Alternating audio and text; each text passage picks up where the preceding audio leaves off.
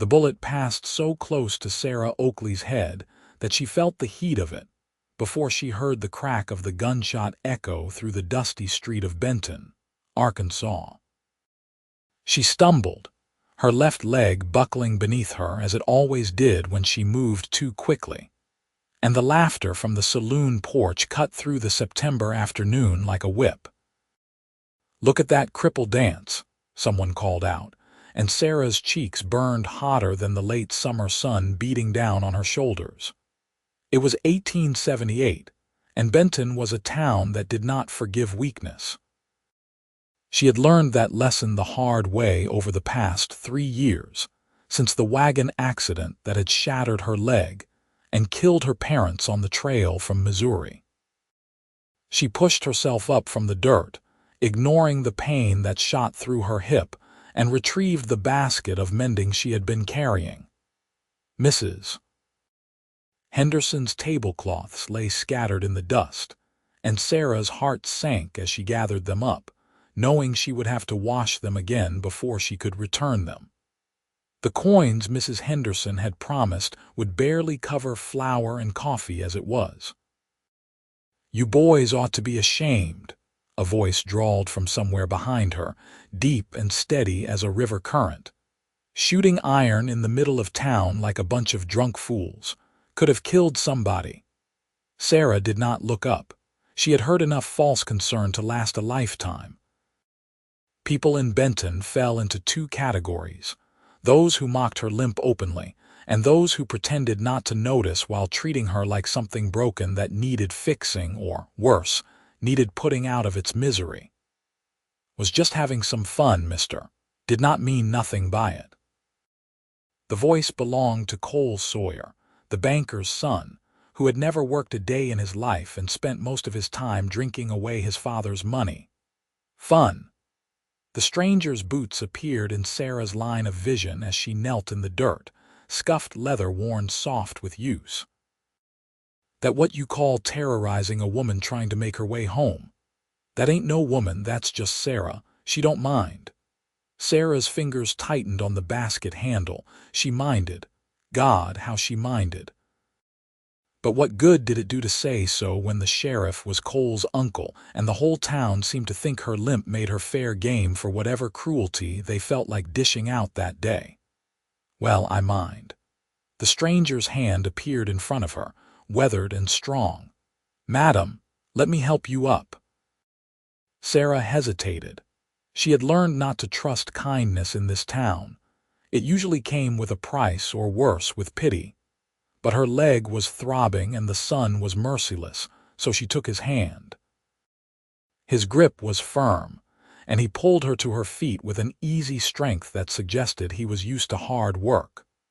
When she finally looked at him, she found herself staring into the bluest eyes she had ever seen, set in a face tanned by sun and wind.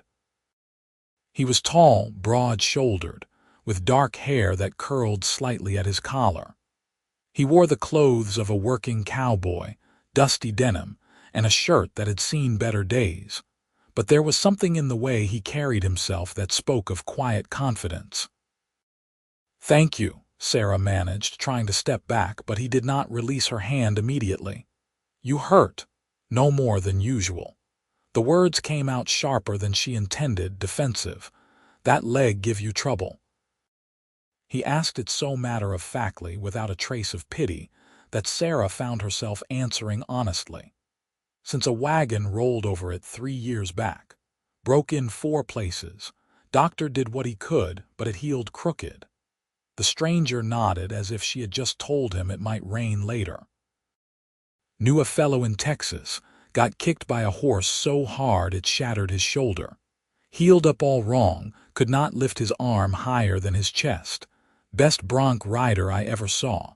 Could read a horse like other men read books." Sarah blinked, unsure what to make of this story. "I'm not sure what that has to do with me. Just that a man, or a woman, is more than the sum of their working parts." He finally released her hand, but his eyes held hers. "Name is Russell Randall. Most folks call me Russ. I just signed on at the Double R Ranch about 5 miles north of town." Sarah Oakley. She shifted the basket to her other hip, acutely aware of her uneven stance. I do mending and washing for folks in town. Good to know. I will likely need both before long. He tipped his hat to her, a gesture so old-fashioned and courteous that it made her throat tight. You walking home now? Yes, I have a room above the mercantile. Mind if I walk with you? I am heading that way myself, need to pick up supplies. Sarah wanted to say no, wanted to tell him she did not need his protection or his pity.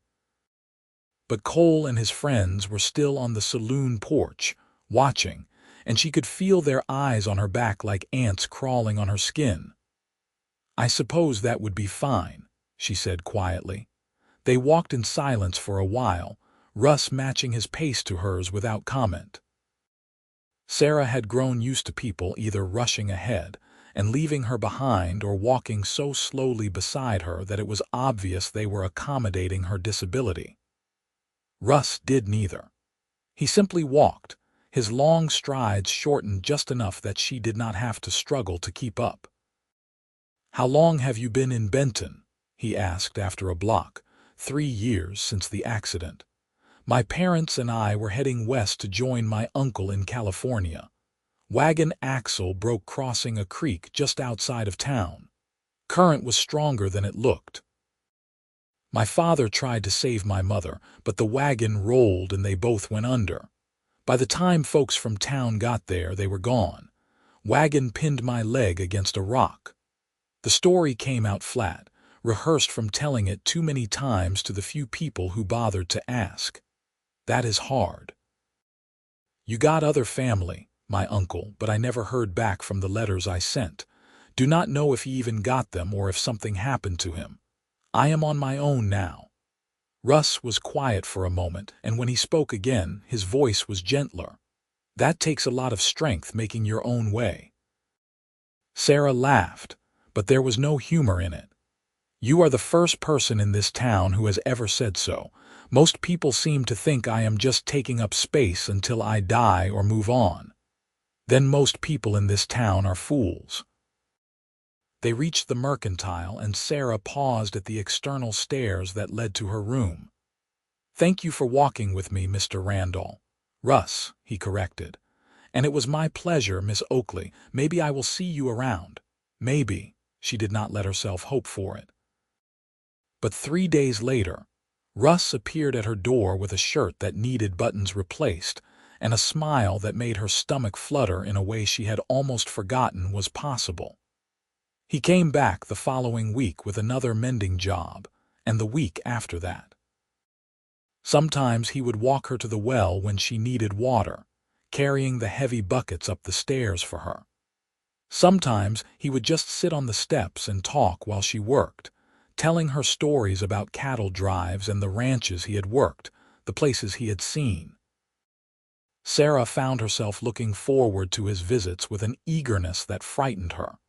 She had learned to protect herself by expecting nothing, wanting nothing. But Russ made her want again, made her imagine a future that included more than just scraping by day to day. It was a Saturday in early October when everything changed. Sarah had gone to the general store to purchase thread, and Russ had offered to carry her basket of supplies home. They were walking past the church when they encountered Mrs. Beatrice Whitmore and her daughter, Charlotte, two of the town's most prominent gossips. Russell Randall, Mrs. Whitmore said, her voice dripping with false sweetness. I have been meaning to invite you to supper. Charlotte here makes the finest fried chicken in the county. Charlotte simpered beside her mother, batting her eyelashes at Russ. She was pretty in a porcelain doll sort of way, all blonde curls and pink cheeks, and Sarah felt something cold and heavy settle in her stomach. That is kind of you, madam, but I am pretty busy at the ranch these days, Russ said politely. Surely you can spare one evening. Mrs. Whitmore's eyes flicked to Sarah, and her smile turned sharp. I cannot imagine you want to spend all your free time doing charity work. Sarah felt her face flame. I should get back, she murmured, reaching for her basket. Russ's hand tightened on the handle, keeping it from her. "It is not charity when you enjoy someone's company, Mrs. Whitmore. Sarah here is the most interesting person I have met in this whole town.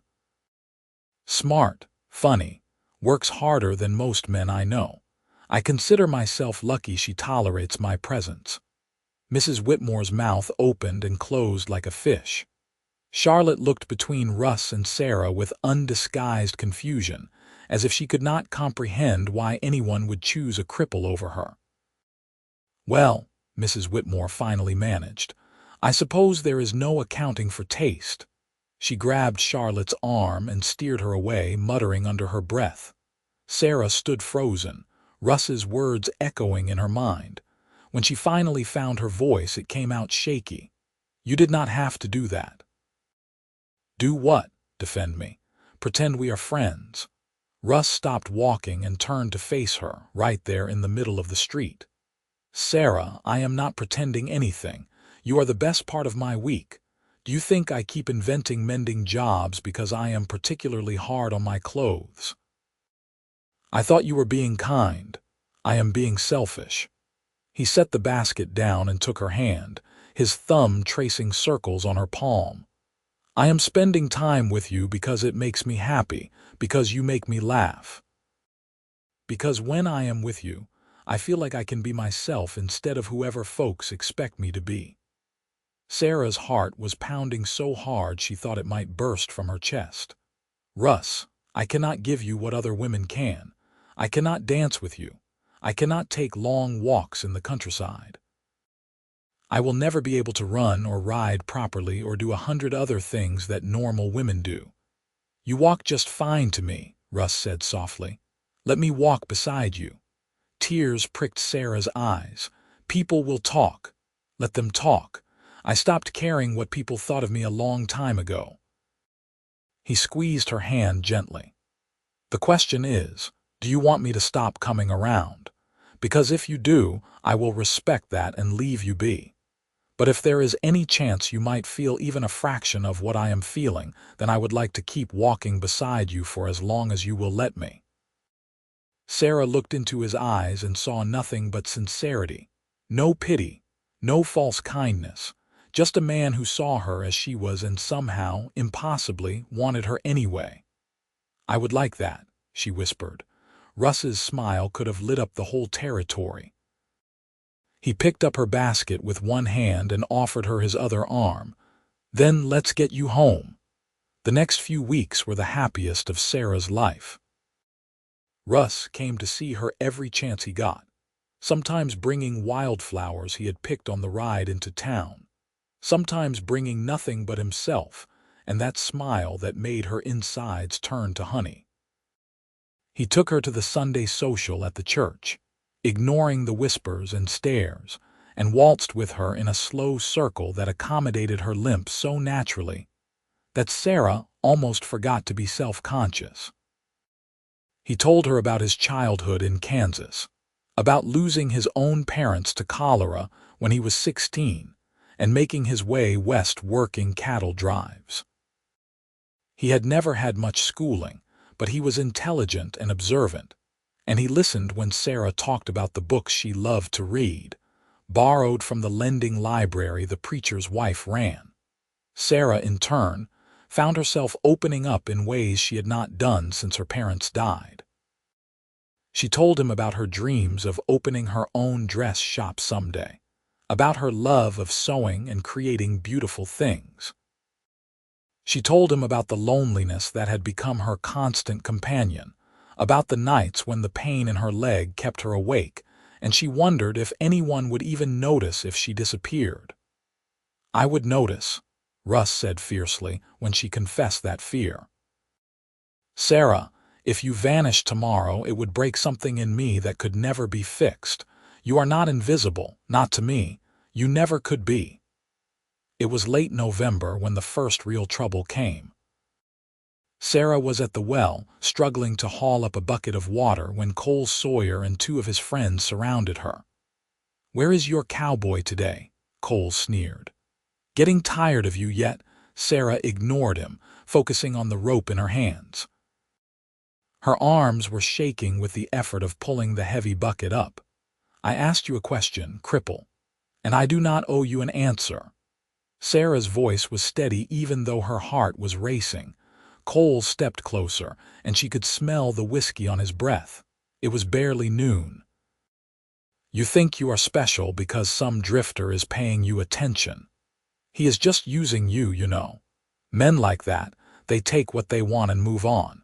He will be gone by spring, and you will still be here, limping around like a broken-down horse."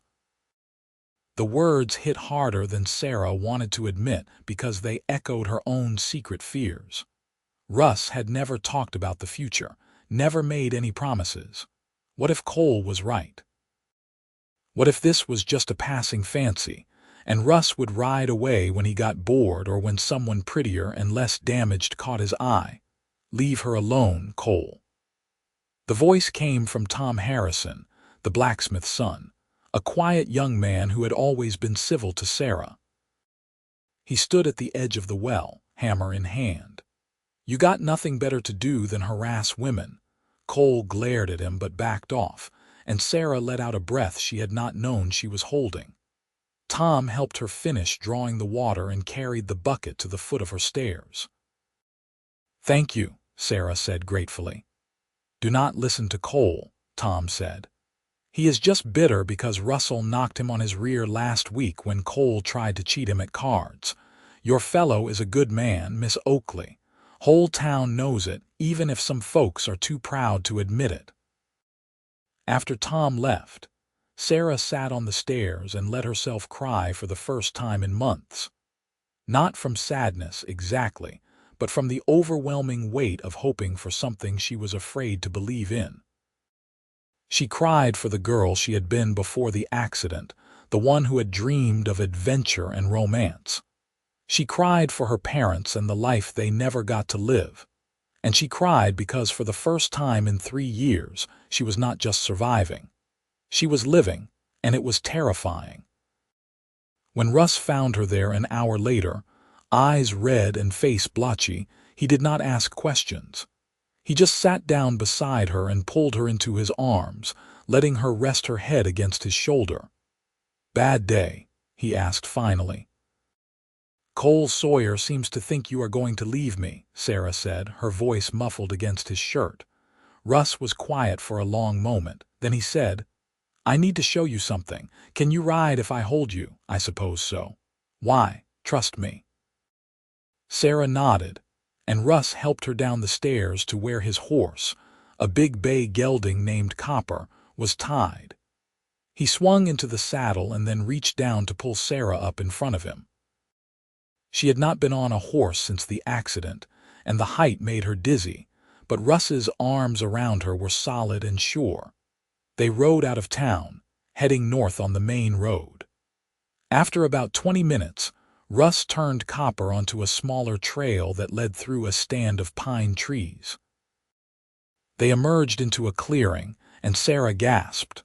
A small cabin stood in the center of the clearing, new wood still golden in the afternoon sun. It was simple but well built, with a stone chimney and a covered porch. Behind it, Sarah could see the beginnings of a barn and a fenced paddock. "I have been working on this since September," Russ said, dismounting and then lifting Sarah down carefully.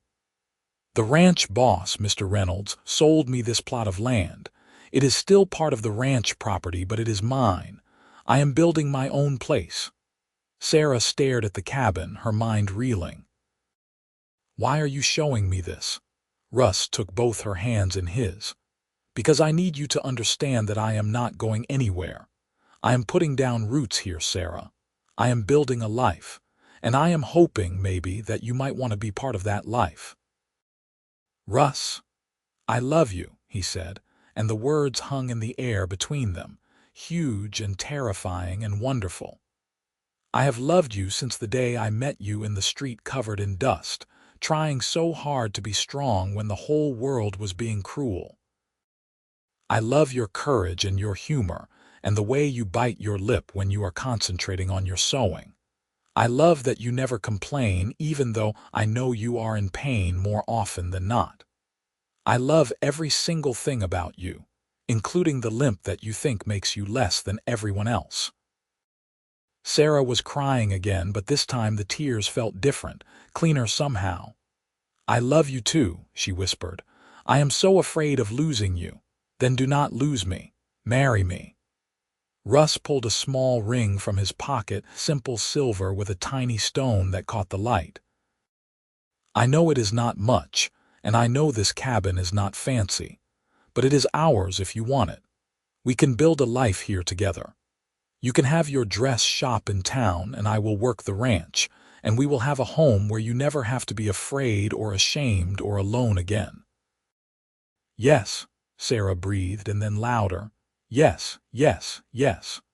Russ slipped the ring onto her finger and kissed her, and Sarah felt like she was flying.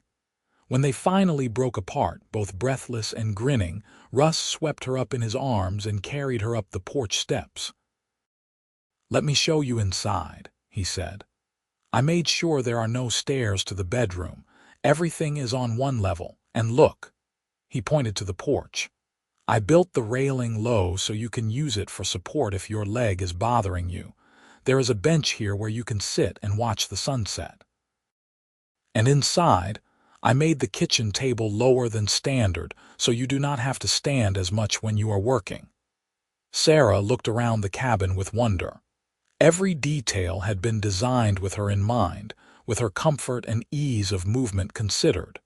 It was not pity. It was love in its most practical form. "You did all this for me?" she asked, amazed. "I did all this for us," Russ corrected. "This is our future, Sarah, if you want it." "I want it," she said fiercely. "I want everything with you." They were married 3 weeks later in the little church in Benton. Sarah wore a dress she had made herself, cream-colored silk that she had been saving for years, waiting for something special enough to use it for. Russ wore his best clothes, which were not much better than his everyday clothes, but he looked so handsome that Sarah's breath caught when she saw him waiting at the altar. The church was half empty. Mrs. Whitmore and her circle of friends were conspicuously absent, as were most of the town's so-called respectable families. But Tom Harrison was there, and Mrs. Henderson, and a dozen of the ranch hands from the Double R.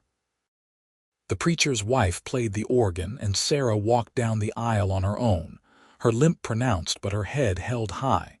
When she reached Russ, he took her hand and said, loud enough for everyone to hear, "You are the most beautiful woman I have ever seen." The ceremony was simple, and when the preacher pronounced them man and wife, Russ kissed her with such tenderness that Sarah forgot there was anyone else in the room. They walked back down the aisle together, and Sarah realized that for the first time in 3 years, she did not care who was watching or what they thought. She had Russ and Russ had her, and that was all that mattered. The winter was hard, as winters in Arkansas often were, but Sarah had never been happier. She and Russ settled into the cabin, learning the rhythms of married life. Russ taught her to cook over the wood stove, and Sarah taught him to read better, working through books by the fireplace in the evenings. She set up her sewing in the spare room, and word began to spread that she could make dresses as fine as anything from the catalogs. Women started coming to the cabin for fittings, at first hesitantly, then in increasing numbers. Sarah discovered she had a talent not just for mending but for design, and soon she was making wedding dresses and Sunday best outfits for half the county. The money she earned, she saved carefully in a jar on the kitchen shelf, labeled Shop Fund. Russ worked hard at the ranch, and Mr. Reynolds, impressed by his dedication, made him foreman after the first year. The raise in pay meant they could start on the barn, and by the spring of 1880 they had 3 horses and a milk cow. Sarah learned to collect eggs from the chickens Russ surprised her with one morning, and she planted a garden full of vegetables and flowers. Life was not without its challenges. Sarah's leg still pained her, especially when the weather changed, and there were days when she could barely walk. On those days, Russ would carry her to the chair by the window and bring her everything she needed so she could sew without having to move. He never made her feel weak or burdensome. He simply adapted, the way he adapted to everything, with quiet competence and unwavering love. They went into town together every Saturday, and slowly, the attitudes began to shift. People saw that Russ was not going anywhere, that his devotion to Sarah was not a passing fancy but a permanent fact. Cole Sawyer got into trouble with the law over a bad land deal and left town in disgrace. Mrs. Whitmore's daughter Charlotte married a traveling salesman and moved to St. Louis. The people who remained began to treat Sarah with something approaching respect. Tom Harrison became a good friend, often stopping by the cabin to help Russ with projects. He was sweet on Sarah's friend, Emily Carter, who worked at the schoolhouse, and Sarah conspired to invite them both to supper one evening. They were married the following autumn, and Sarah made Emily's wedding dress, a gift that made both women cry. In the summer of 1881, Sarah realized she was pregnant. She had not thought it possible, given her injury, but the doctor confirmed it. She was terrified and thrilled in equal measure, and when she told Russ, he picked her up and spun her around the kitchen, laughing like a child.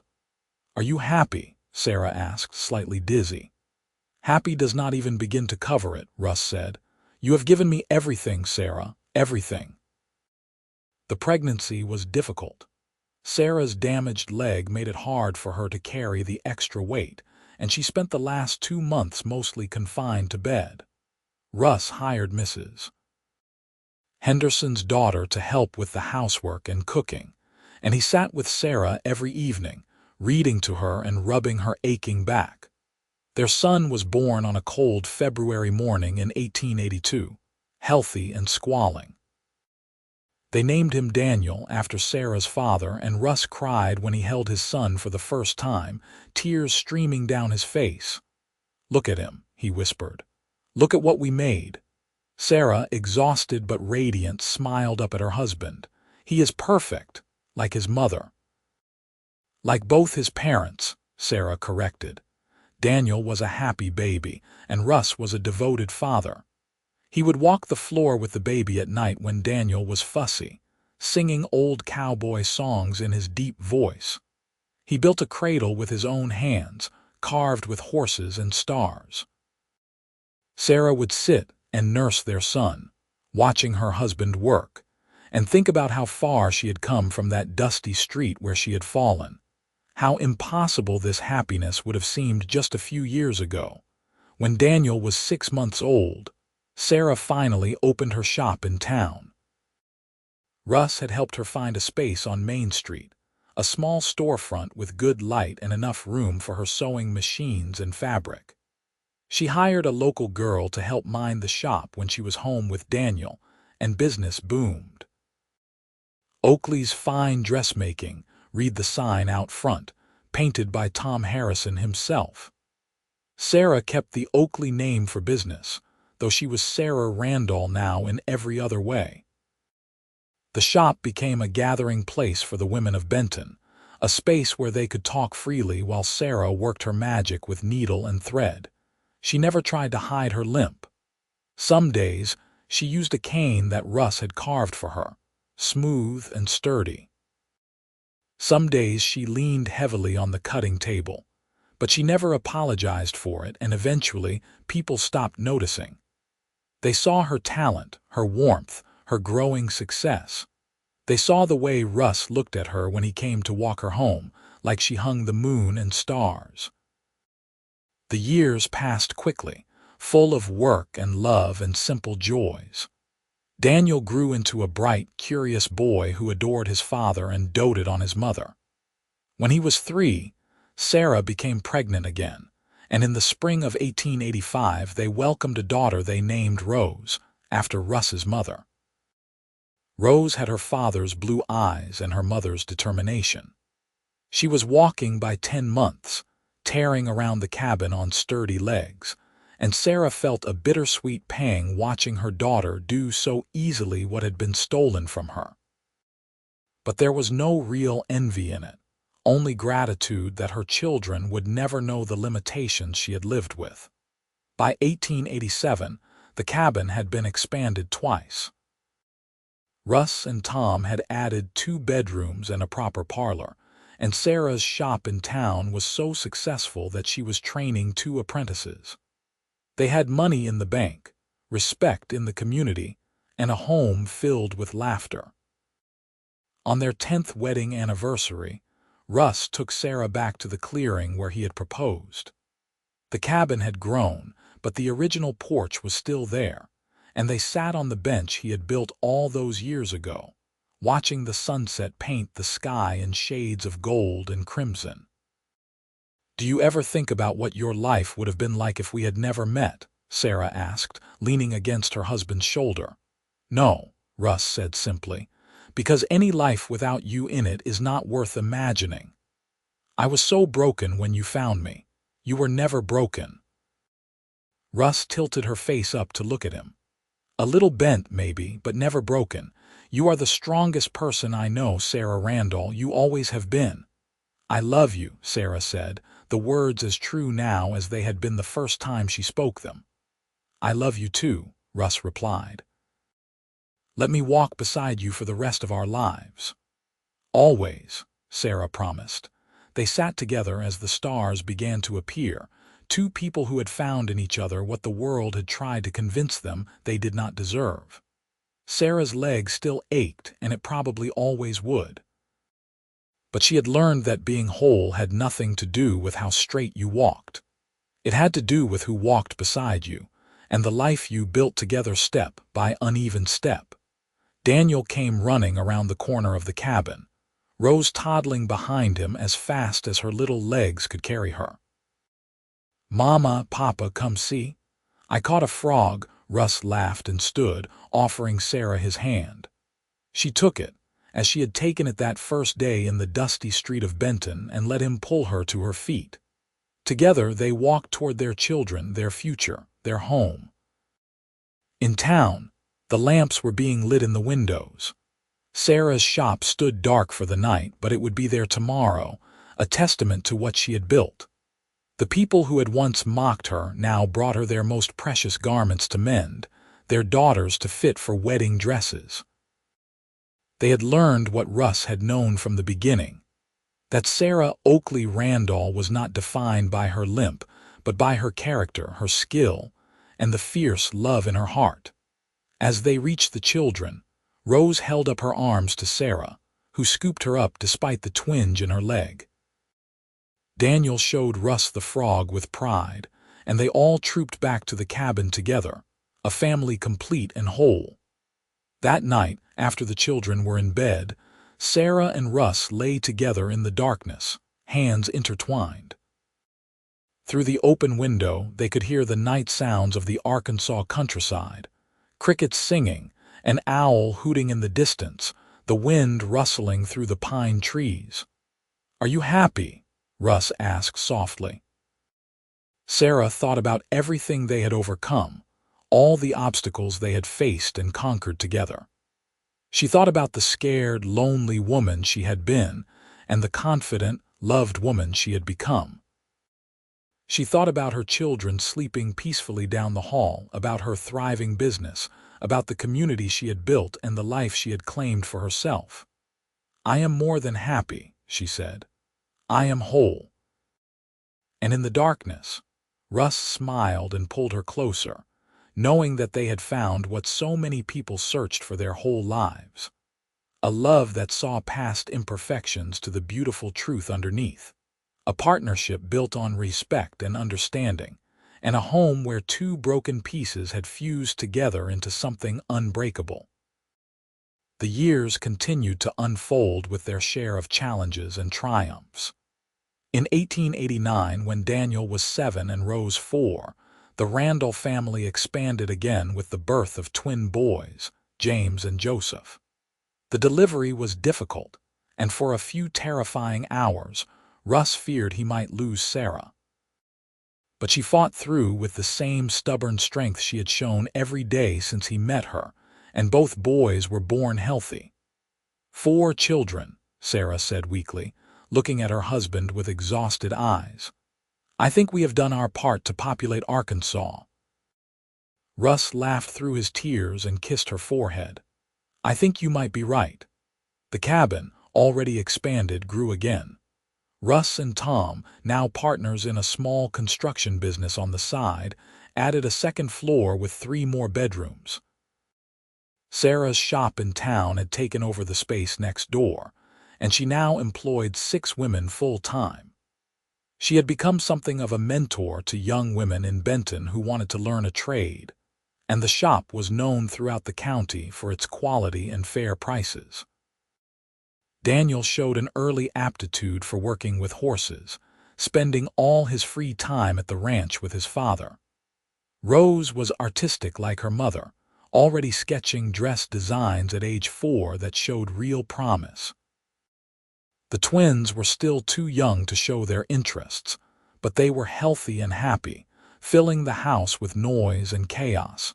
Sarah's leg had grown worse with age and childbearing, and by her mid-30s, she relied on the cane most days. But she had long since stopped seeing it as a mark of shame. It was simply a tool like her scissors or measuring tape, something that helped her do what she needed to do. The town had changed too. Benton had grown, with new businesses opening and new families arriving. The railroad had come through in 1888, bringing prosperity and connecting them to the larger world. Sarah received orders from as far away as Memphis and Little Rock, and her reputation as a dressmaker had spread far beyond the borders of their small town. One autumn day in 1892, a well-dressed woman stepped into the shop, looking around with shrewd eyes. Sarah was working on a jacket, her apprentice Jenny helping a customer in the back. Are you Sarah Randall? The woman asked. I am. Can I help you? My name is Margaret Thornton. I own a dress shop in St. Louis. I have heard remarkable things about your work. She pulled a dress from her bag, one Sarah had made for the wife of a railroad executive 6 months earlier. The woman who wore this to a party I attended could not stop talking about you. The craftsmanship is extraordinary. Sarah felt a flutter of pride. Thank you. That is kind of you to say. I am not being kind, I am being practical. I would like to sell your designs in my shop. I can offer you a contract, regular orders, good money. You would have to produce in higher quantities, but from what I understand, you have the staff for it. Sarah's mind raced. This was an opportunity she had never imagined, a chance to take her little shop and turn it into something larger. But it would mean more work, more time away from home, more demands on her already limited energy. May I think about it? Sarah asked. I need to discuss it with my husband. Margaret nodded. Of course. I am staying at the hotel for the next 2 days. Send word when you have decided. That evening, Sarah told Russ about the offer. They sat on their porch, the same porch where Russ had proposed all those years ago, and watched their children play in the yard. Daniel was teaching Rose to throw a rope, while the twins tumbled in the grass like puppies. It is a wonderful opportunity, Russ said, but it is also a lot of work. Do you want to do it? Sarah was quiet for a long moment. Part of me does. I am proud of what I have built, but I do not want to miss watching our children grow. I do not want to be so tired at the end of the day that I have nothing left for you. Russ took her hand. Then do not do it, or do it part way. Tell Mrs. Thornton you will take some orders but not all of them. Set your own terms, Sarah. You have earned that right. In the end, that was exactly what Sarah did. She negotiated a contract with Margaret Thornton that allowed her to produce a limited number of pieces each season, high-end designs that would be sold under her name. It brought in significant money without overwhelming her, and it gave her the satisfaction of seeing her work recognized beyond Benton. The children grew, each developing their own personalities and dreams. Daniel did become a rancher, working alongside Russ and eventually taking over as foreman when Mr. Reynolds retired. Rose apprenticed with her mother and showed even greater talent, eventually opening her own shop specializing in wedding gowns. The twins, James and Joseph, surprised everyone by becoming scholars, both earning spots at a university in Tennessee with plans to become teachers. By 1900, Sarah and Russ were in their 40s, graying at the temples but still strong. They had built a life that exceeded anything either of them had dared to imagine. The cabin was now a proper house, surrounded by well-tended gardens and outbuildings. The Double R Ranch, which Russ had become part owner of, was one of the most successful in the region. Sarah's shop was an institution in Benton, and her designs were worn by wealthy women throughout the South. But more than the external success, they had built something even more precious. A family bound by love and respect, a home where everyone was valued for who they were rather than what they could do. Sarah had made sure her children understood the importance of character over appearance, of kindness over cruelty. She had raised them to see people's hearts rather than their limitations. One spring evening, as Sarah was closing up the shop, a young woman came in. She was perhaps 20, with a scarred face and burns on her hands. She stood in the doorway nervously, as if ready to bolt. "Can I help you?" Sarah asked gently. "I heard you do alterations. I have a dress that needs letting out." The woman's voice was barely above a whisper. "Of course. Come in, please." As the woman showed Sarah the dress, she explained haltingly that she had been in a fire as a child. Her hands were scarred and stiff, making it hard for her to sew. She was engaged to be married, but she was terrified that her fiancé's family would reject her because of her appearance. Sarah listened, and when the woman finished, she said, "I was in a wagon accident when I was 19. My leg was crushed. People told me I would never have a real life, never marry, never be anything but a burden. They were wrong. My husband sees me as I am, and he loves all of me. If your fiancé is a good man, he will do the same." The woman's eyes filled with tears. "People stare at me." "They stared at me too," Sarah said. "For a long time I let them make me feel small. Then I met someone who showed me that I was never small to begin with. Their cruelty was not my failure. It was theirs." She took the woman's scarred hands in hers. "I will alter your dress, and I will make it beautiful. But more importantly, you are going to walk into that wedding with your head high, knowing that you survived something terrible and came out the other side. You are strong. Do not let anyone, not even yourself, tell you otherwise." The woman, whose name was Anna, became a regular customer and eventually a friend. Sarah took her on as an apprentice, teaching her techniques that worked with her limited hand mobility. Anna's confidence grew, and her wedding day was a triumph. She wore a dress that Sarah and Rose had made together, and she walked down the aisle with the same fierce pride that Sarah had shown all those years ago. As Sarah grew older, her influence in Benton became more pronounced. She served on the school board, advocating for better resources for all children regardless of their family status. She mentored young women who wanted to learn a trade. She and Russ donated money to build a library and a clinic. They had become pillars of the community, respected not just for their success but for their generosity and character. In 1905, on their 25th wedding anniversary, the town threw them a party. The church hall was packed with people whose lives they had touched. Women wearing dresses Sarah had made, men who had worked with Russ at the ranch, children who had been taught by James and Joseph, couples who had been married in gowns created by Rose. Tom Harrison stood up to make a toast, his own wife Emily beside him. 25 years ago, most folks in this town did not give this marriage 6 months. They saw Sarah's limp and Russell's rough edges, and they decided it could not work. They were wrong. Dead wrong. These two have built something the rest of us can only aspire to. A true partnership, a real love, and a legacy that will outlast all of us. To Sarah and Russell Randall, the room erupted in cheers, and Sarah, leaning heavily on her cane but radiant, smiled at her husband. Russ pulled her close and kissed her in front of everyone, and the cheers grew louder. Later that night, alone in their house, Sarah and Russ sat in the parlor. Photographs lined the walls. Their children at various ages, the ranch, the shop, moments captured and preserved. "Do you ever think about that day in the street?" Sarah asked.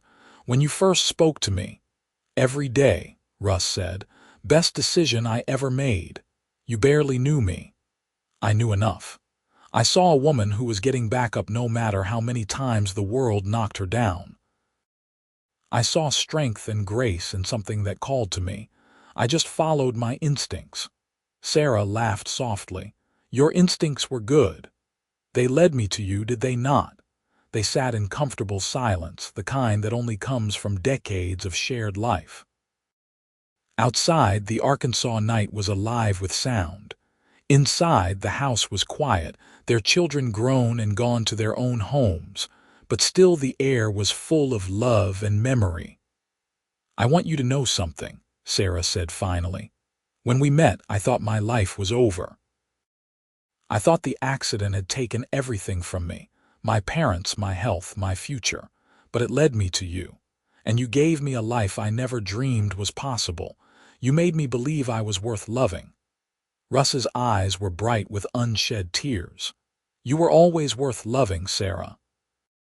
I just had the good sense to see it." They went to bed that night wrapped in each other's arms, two people who had walked through fire and come out stronger, who had faced down prejudice and pain and emerged victorious. They had proven that love was not about perfection. It was about seeing someone fully, flaws and all, and choosing them anyway. It was about building something together that was greater than either person alone. The years continued their steady march. By 1910, Sarah and Russ were grandparents several times over. Daniel and his wife had 3 sons who were learning the ranch business. Rose and her husband had twin daughters who showed early signs of artistic talent. James and Joseph, both married to teachers they met at university, were starting families of their own. Sarah's health declined slowly but inevitably. The old injury that had shaped so much of her life finally began to win the battle. She could no longer manage the stairs to the shop, so Rose took over day-to-day operations while Sarah worked from home, designing and overseeing the more intricate pieces. Russ, true to his word from that first day, never left her side. When her leg hurt too much to walk, he carried her. When she was frustrated by her increasing limitations, he reminded her of everything she had accomplished. When she was afraid of becoming a burden, he held her and told her she could never be anything but his greatest blessing. On a warm May evening in 1912, Sarah and Russ sat on their porch watching the sunset. It had become their ritual, this quiet moment at the end of each day. Sarah's hair was white now, her face lined with age, but her eyes still held the sharp intelligence and gentle humor that Russ had fallen in love with. "I have been thinking," Sarah said, her voice soft, "about everything we have been through, all the obstacles we overcame. Sometimes I can hardly believe it was real." "It was real," Russ assured her. "It is real. Look at what we built." He gestured at the property around them, the house they had expanded room by room, the garden Sarah had planted, the barn and outbuildings, the life they had created from nothing but determination and love. "You have any regrets?" Sarah asked. Russ thought about it seriously, as he thought about everything Sarah asked him. "I regret that I did not meet you sooner," that we did not have more time, but I do not regret a single moment of the time we have had. You, Sarah Randall, have been the adventure of my lifetime." Sarah reached for his hand, her fingers intertwining with his in a gesture as familiar as breathing. "I love you, Russell Randall. From that first moment in the street to this very second, you have been my rock, my champion, my home." "And you have been my heart," Russ replied. They sat together as the sky turned from gold to rose to deep purple. Two souls who had found each other against all odds and built a love that would echo through generations. Their grandchildren would tell stories about them, about the cowboy who saw past a limp to the woman beneath, about the seamstress who turned her pain into purpose and her limitations into strength. The story of Sarah and Russ Randall became legend in Benton, Arkansas. A tale told to remind people that true love is not about finding someone perfect, but about finding someone whose imperfections fit with yours to create something whole. It was about seeing the best in someone when the world saw only their worst. It was about choosing each other every single day, no matter what challenges arose. As the stars began to appear in the darkening sky, Sarah leaned her head on Russ's shoulder, and he wrapped his arm around her. Tomorrow would bring new challenges, as all tomorrows did, but tonight they had this: peace, love, and the certain knowledge that they had lived their lives well. "You know what the best part is," Sarah murmured. "Tell me." "I do not limp when I am in your arms." Russ kissed the top of her head. "You walk just fine to me, sweetheart. You always have." And as the night settled around them, full of promise and memory, Sarah and Russ Randall sat together on the porch of the home they had built, surrounded by the life they had created, secure in a love that had weathered every storm and emerged not just intact but stronger. They had proven that sometimes the greatest strength comes not from what you can do alone, but from who you choose to walk beside. And they had walked beside each other, through joy and sorrow, triumph and trial, for more than 30 years. The legacy they left was not just in the businesses they built or the children they raised, but in the lesson they taught everyone who knew them: that we are all more than our broken pieces, that love sees not with eyes but with the heart, and that the truest courage is not in standing alone but in reaching out to walk beside someone, step by step, down whatever road life lays before us.